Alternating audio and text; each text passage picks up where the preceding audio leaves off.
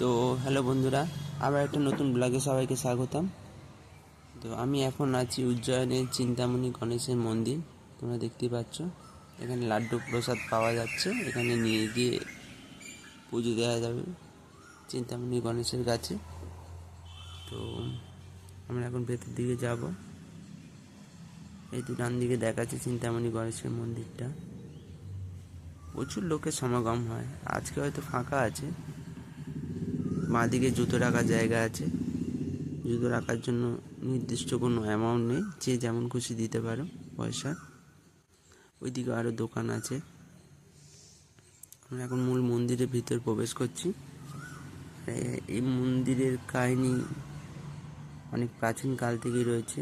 এই মন্দিরটি কবে স্থাপিত হয়েছিল নির্দিষ্ট কোনো দিন নেই, তবে রামের সময়কাল থেকেই মন্দিরের স্থাপনাপন রয়েছে।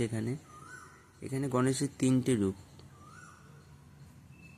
প্রথম রূপ হচ্ছে চিন্তামণি গণেশ, দ্বিতীয় হচ্ছে ইচ্ছামণি গণেশ, আর তৃতীয় হচ্ছে সিদ্ধিবিনায়ক গণেশ। সামনে রয়েছে আমাদের গণেশের বাহন ইঁদুর। এনাকে লাড্ডু দিই, তারপরে পুজো দেয় সবাই। আর চিন্তামণি গণেশ মানুষের দুশ্চিন্তা দূর করে।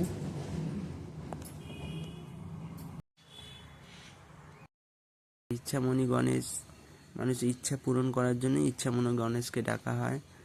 আর সিদ্ধিবিনায়ক গণেশ ঋদ্ধি সিদ্ধি হওয়ার জন্যই গণেশকে ডাকা হয়। এই গণেশের প্রতিষ্ঠাতা কাল্পনিক সময়কাল থেকেই রয়েছে। রামের বনবাসের সময়কালে এই মন্দিরটা স্থাপিত হয়েছিল বটগাছের নিচে। তখন থেকেই মন্দিরের পুজো চলে আসছে। এখানে প্রতিদিন বহু মানুষের সমাগম হয়। অনেক দূর দূর থেকে অনেক লোকই এই মন্দিরে পুজো দিতে আসে। অনেক ভক্তের সমাগম হয়, দেখেই বোঝা যাচ্ছে। আর এখানে অনেক শ্লোকও লেখা আছে।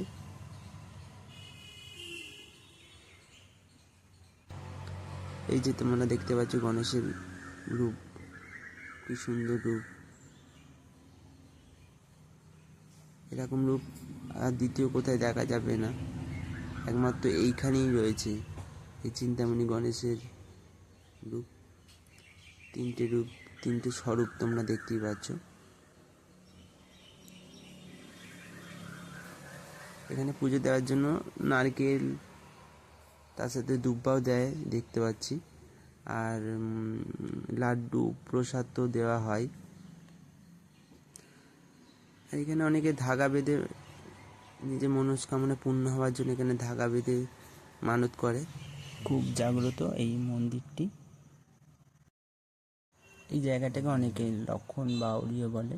লক্ষণ বাউরি বলে অনেক কাহিনী আছে। এখানে একটি 80 ফুটের গভীর জলাশয় আছে। এটাকে লক্ষণ বাউরি বলে। রাম লক্ষণ সীতা যখন বনবাসে গিয়েছিল, তখন ঘুরতে ঘুরতে এই জায়গায় এসে পৌঁছেছিল এবং সীতা মায়ের খুব জল তেষ্টা পেয়েছিল। তখন লক্ষণজি একটি বান নিক্ষেপ করেছিল মাটিতে, এবং সেইখানে একটি বাউরি সৃষ্টি হয়েছিল। সেখানে জল তেষ্টা মিটিয়েছিল সীতাজি, এবং সেই জলাশয়টাকেই বলা হয় লক্ষণ বাউরি।